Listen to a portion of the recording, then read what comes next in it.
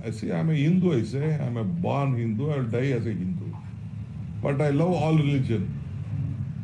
ಸ್ನೇಹಿತರೆ ನಮಸ್ಕಾರ. ನಾನು ನಿಮ್ಮ ರಾಕೇಶ್ ಅರುಂಡಿ. ಶತ್ರುವಿನ ಶತ್ರು ಮಿತ್ರ ಅನ್ನೋ ಒಂದು ಗಾದೆ ಮಾತಿದೆ. ಇದನ್ನು ಯಾಕೆ ಹೇಳ್ತಾ ಇದ್ದೀನಿ ಅಂದರೆ, ಡಿ ಕೆ ಶಿ ಅವರ ನಡೆ, ಅವರು ಸಾಕ್ತಾ ಇರೋ ರೀತಿ, ಅವರು ವಿರೋಧಿಸ್ತಾ ಇರೋ ಕಾಂಗ್ರೆಸ್ನ ಕೆಲವು ನಾಯಕರುಗಳು ಎಲ್ಲಿ ಬಿ ಜೆ ಪಿಗೆ ಬಂದೇ ಬಿಟ್ಟಿರೋನು ಅನ್ನುವ ಹಾಗೆ ಅವರ ದಾರಿ ಸಾಕ್ತಾ ಇರೋದು.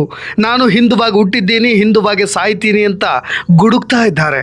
ಬಿ ಜೆ ಪಿ ಕೋಮುವಾದಿ ಪಕ್ಷ ಅಂತ ಮೂಗು ಮುರಿತಾ ಇದ್ದಂಥ ಡಿ ಕೆ ಶಿ ಬಾಯಲ್ಲಿ ಬರೀ ಶ್ಲೋಕ ಮಂತ್ರ, ನಮ್ಮ ಸನಾತನ ಪರಂಪರೆಯ ಗುಣಗಾನ, ಮೋದಿ ಅಮಿತ್ ಶಾ ಗುಣಗಾನ, ತೆರೆಮರೆಯಲ್ಲಿ ಅಮಿತ್ ಶಾ ಜೊತೆ ವೇದಿಕೆಯನ್ನು ಹಂಚಿಕೊಳ್ತಿದ್ದಾರೆ. ಇವೆಲ್ಲವನ್ನ ನೋಡಿದ್ರೆ ರಾಜ್ಯ ರಾಜಕಾರಣದಲ್ಲಿ ದೊಡ್ಡ ಸಂಚಲನಕ್ಕೆ ಕಾರಣವಾಗೋದು ಪಕ್ಕಾ ಆಗ್ತಾ ಇದೆ. D K she master plan ಏನು ಹಾಗಾದರೆ ಅಂತ ಸ್ವಪಕ್ಷದ ನಾಯಕರೇ ತಲೆ ಕೆರೆದುಕೊಳ್ತಾ ಇದ್ದಾರೆ. ಡಿ ಕೆ ಶಿ ಏನಾದರೂ ಪಕ್ಷ ಬಿಡಲಿಕ್ಕೆ ರೆಡಿ ಇದ್ದಾರಾ ಅನ್ನೋದೇ ದೊಡ್ಡ ಪ್ರಶ್ನೆ ಆಗಿಬಿಟ್ಟಿದೆ. ದಿಲ್ಲಿ ಬಿ ಜೆ ಪಿ ನಾಯಕರ ಜೊತೆ ಡಿ ಕೆ ಶಿ ಗುಪ್ತ ಮಾತುಕತೆ ನಡೆಸಿದ್ದಾರಾ? ಕರ್ನಾಟಕದಲ್ಲಿ ಮುಂದಿನ ಎಲೆಕ್ಷನ್ ಸಿದ್ದರಾಮಯ್ಯನವರಿಗೆ ಕೆಡ್ಡ ತೊಡೋಕೆ ಖತರ್ನಾಕ್ ಪ್ಲಾನ್ ಏನಾದರೂ ಮಾಡ್ತಿದ್ದಾರಾ ಅನ್ನಿಸ್ತಾ ಇದೆ. ಅಸಲಿಗೆ ಇದು ಸುಮ್ಮನೆ ನಾನು ಗಾಳಿಯಲ್ಲಿ ತೇಲ್ಸೋಕೆ ಆಡ್ತಿರೋ ಮಾತುಗಳಲ್ಲ. ಸದ್ಯದಲ್ಲೇ ಡಿ ಕೆ ಶಿ ಕಡೆಯಿಂದ ಸಿಡಿಲಾಘಾತ ಶುರುವಾಗಬಹುದು. ಮಹಾನ್ ನಾಯಕ ಡಿ ಕೆ ಶಿ ಅಚ್ಚರಿ ಹೆಜ್ಜೆಯನ್ನು ಇಟ್ಟು ಕಾಂಗ್ರೆಸ್ಗೆ ಶಾಕ್ ಕೊಟ್ಟರು ಕೊಡಬಹುದು. ಅದಕ್ಕೆ ಅನೇಕ ಕಾರಣಗಳಿದೆ. ಅದೆಲ್ಲವನ್ನು ಕೂಡ ವಿವರಣೆ ಕೊಡ್ತಾ ಹೋಗ್ತೀನಿ. ಸ್ನೇಹಿತರೆ, ಡಿ ಕೆ ಶಿ ಕುಂಭಮೇಳದ ಬಗ್ಗೆಯೂ ಕೂಡ ಮನಸ್ಸು ಬಿಚ್ಚಿ ಮಾತನಾಡಿದ್ದಾರೆ. ನನಗೆ ವಿಶಿಷ್ಟ ಅನುಭವ ಆಗಿದೆ ಎಂದು ಕೂಡ ಮರೆಯೋಕ್ಕಾಗಲ್ಲ ಅಂತ ಖರ್ಗೆ ಎಸೆದಿದ್ದಂಥ ಚೆಂಡನ್ನು ಸಿಕ್ಸರ್ಗೆ ಅಟ್ಟೋ ಮೂಲಕ ಇದೇ ಖರ್ಗೆ ನಿಲುವನ್ನು ಕಸದ ಬುಟ್ಟಿಗೆ ಎಸೆದು ಬಿಟ್ಟಿದ್ದಾರೆ.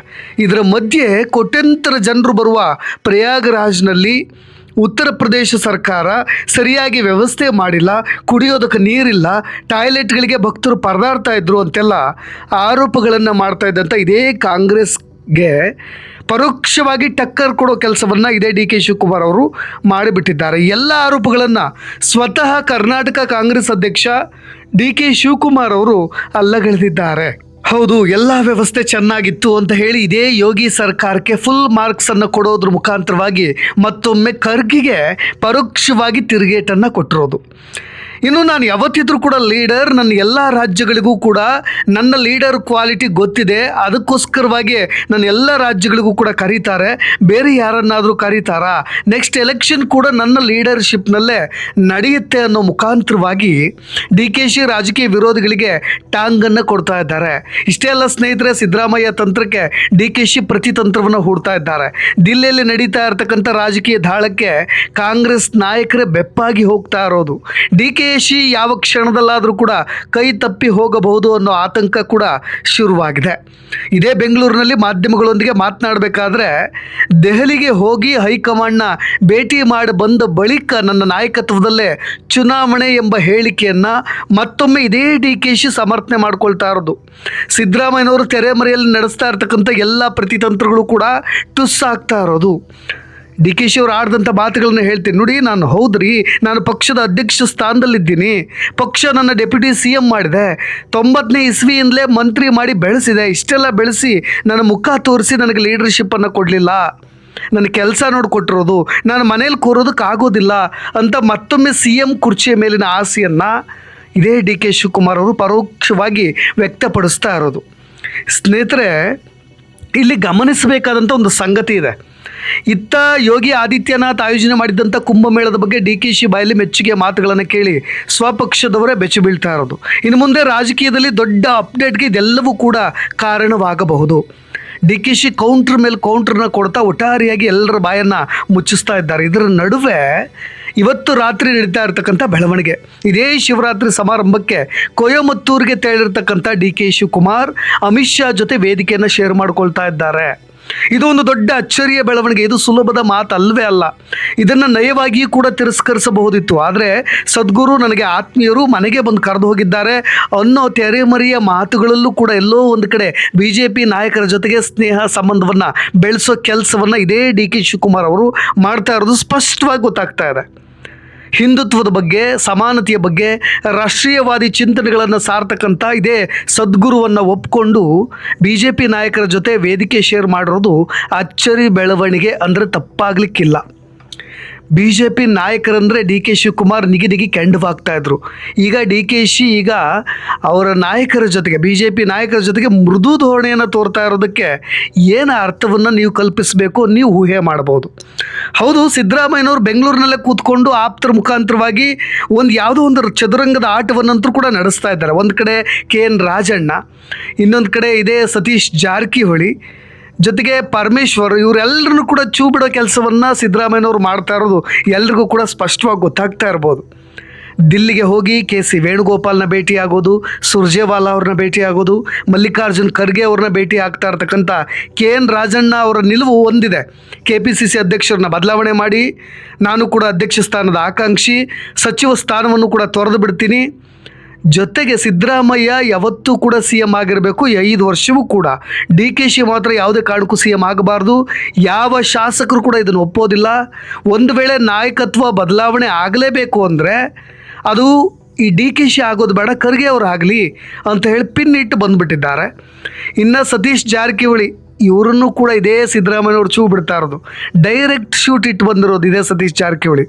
DK ಶಿ ಅವ್ರನ್ನ CM ಮಾಡಿದ್ರೆ 60 ಶಾಸಕರು ಪಕ್ಷವನ್ನೇ ಬಿಟ್ಬಿಡ್ತೀವಿ ಅಂತ ಅಂಕಿಅಂಶಗಳ ಆಧಾರದಲ್ಲೂ ಕೂಡ ಲೆಕ್ಕಾಚಾರವನ್ನು ಹೇಳಿ ಬಂದಿರೋದು, ಯಾರೆಲ್ಲ ಬಿಡ್ತಾರೆ ಅಂತ, ಯಾವುದೇ ಕಾರಣಕ್ಕೂ ಕೂಡ CM ಬದಲಾಗಬಾರ್ದು ಅಂತ ಒಂದು ಸ್ಪಷ್ಟ ಸಂದೇಶವನ್ನು ಕೂಡ ಕೊಟ್ಟು ಬಂದಿರೋದು. ಇವರೆಲ್ಲರೂ ಕೂಡ ಸಿದ್ದರಾಮಯ್ಯನವರ ಆಪ್ತ ಬಳಗದವರು.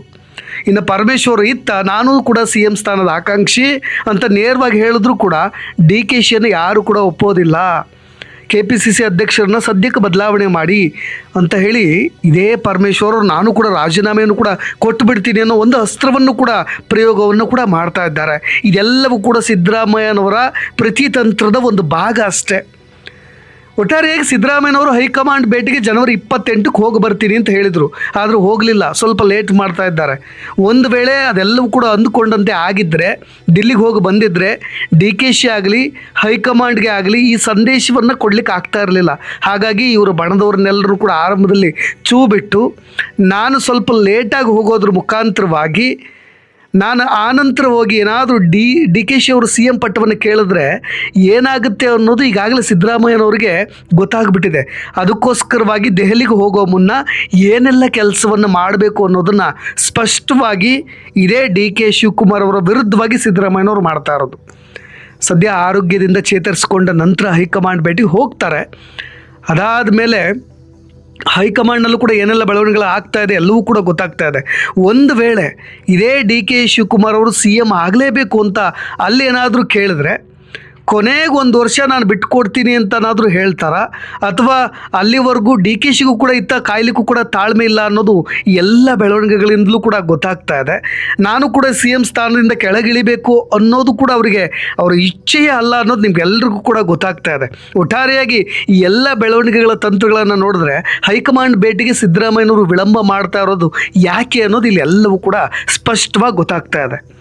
ಒಟ್ಟಾರೆಯಾಗಿ ಸಿದ್ದರಾಮಯ್ಯ ಹಾಗೂ DK ಶಿ ನಡುವೆ CM ಕುಸ್ತಿ ಜೋರಾಗೆ ನಡೀತಾ ಇದೆ. ಒಂದು ಕಡೆ ಸಿದ್ದು ಕುರ್ಚಿ ಬಿಡ್ಲಿಕ್ಕೆ ರೆಡಿ ಇಲ್ಲ, ಇನ್ನೊಂದು ಕಡೆ DK ಶಿ ಅವರು ಕೂಡ ಈ ಟರ್ಮ್ನಲ್ಲಿ CM ಆಗದೆ ಇದ್ದರೆ ನಾನು ಮುಂದೆ ಆಗೋದೇ ಇಲ್ಲ ಅನ್ನೋದು ಅವ್ರಿಗೂ ಕೂಡ ಗೊತ್ತೇ ಇದೆ. ಅದಕ್ಕೋಸ್ಕರ ತೆರೆಮರೆಯಲ್ಲಿ ಕಸರತ್ತು ಕಾರ್ಯತಂತ್ರ ಎಲ್ಲವನ್ನು ಕೂಡ ಮಾಡ್ತಾ ಇದ್ದಾರೆ. BJP ನಾಯಕರ ಜೊತೆ ಸ್ನೇಹ ಸಂಬಂಧವನ್ನು ಬೆಳೆಸಿ ಸ್ವಲ್ಪ ಹೆದರಿಸೋ ಕೆಲಸವನ್ನು ಕೂಡ ಮಾಡ್ತಾ ಇರ್ಬೋದು.